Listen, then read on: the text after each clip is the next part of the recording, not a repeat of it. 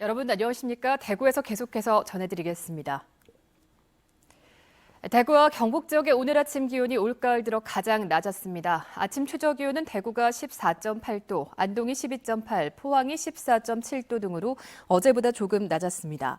낮 최고 기온은 대구가 26도 등 25도에서 27도의 분포로 어제보다 4, 5도가량 높겠습니다. 일교차 큰 날씨가 이어지고 있어 건강 관리에 유의해야 합니다. 여성 농업인들은 각종 농업 정책에서 소외된다고 느끼는 경우가 많았는데요. 농업에서도 여성의 지위를 높이고 양성 평등 정책을 고민하자는 목소리가 커지고 있습니다. 최보규 기자의 보도입니다.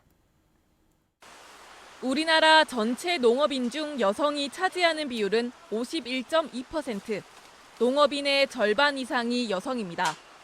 광역자치단체 가운데 농가 인구가 가장 많은 경북은 여성 농업인도 전국에서 가장 많습니다. 농업이 가공, 유통 등 복합 산업으로 발전하면서 여성의 역할은 더욱 중요해지고 있지만 여성 농업인에 대한 사회 인식과 정책은 더디게 발전했습니다. 대책을 함께 고민하자는 취지에서 경북 여성 농민단체가 정책 토론회를 열었습니다.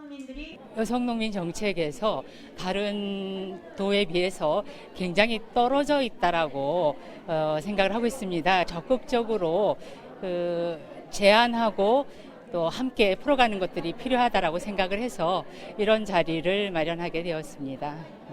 지난 6월 농림축산식품부는 여성 농업인을 위한 정책 전담 부서인 농촌 여성 정책팀을 신설했습니다.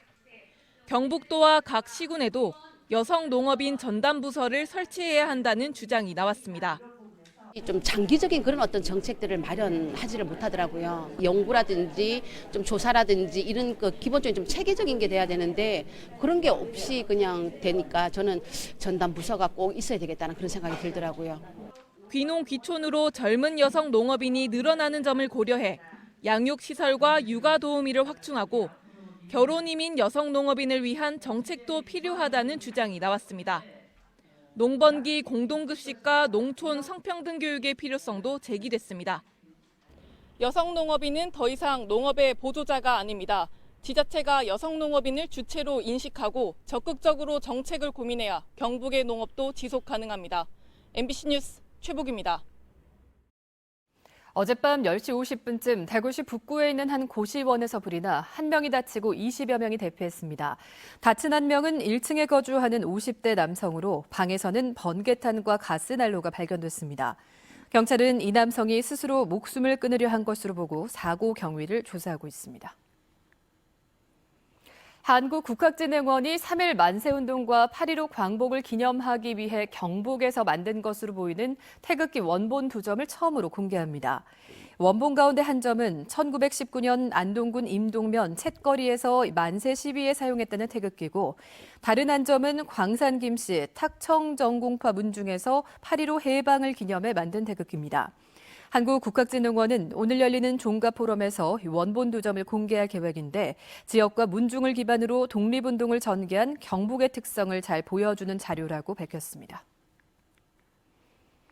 대구지법 형사 11단도 김태환 판사는 난폭운전으로 적발되자 처남에게 경찰 조사를 받게 한 혐의로 기소된 34살 A씨에게 징역 6개월의 실형을 선고했습니다. 김 판사는 피고인이 처남에게 허위 자백을 시키고 자신은 위증까지의 죄질이 무겁다고 밝혔습니다. A씨는 지난해 2월 25일 강원도 강릉시에서 승용차를 운전하면서 난폭운전을 하다 적발되자 처남에게 대신 조사를 받게 한 혐의로 기소됐는데 재판에서도 이를 부탁한 적이 없다며 거짓 진술을 한 혐의를 받고 있습니다. 취약계층이 공공시설을 이용할 때 증명서를 따로 보이지 않아도 요금을 감면받을 수 있게 됩니다. 대구시는 취약계층이 시설의 인터넷 홈페이지에서 본인 동의 절차만 한 번 거치면 요금 감면이나 할인 혜택을 받을 수 있도록 올해 연말까지 시스템을 갖추기로 했습니다. 뉴스를 마칩니다. 내일 뵙겠습니다. 고맙습니다.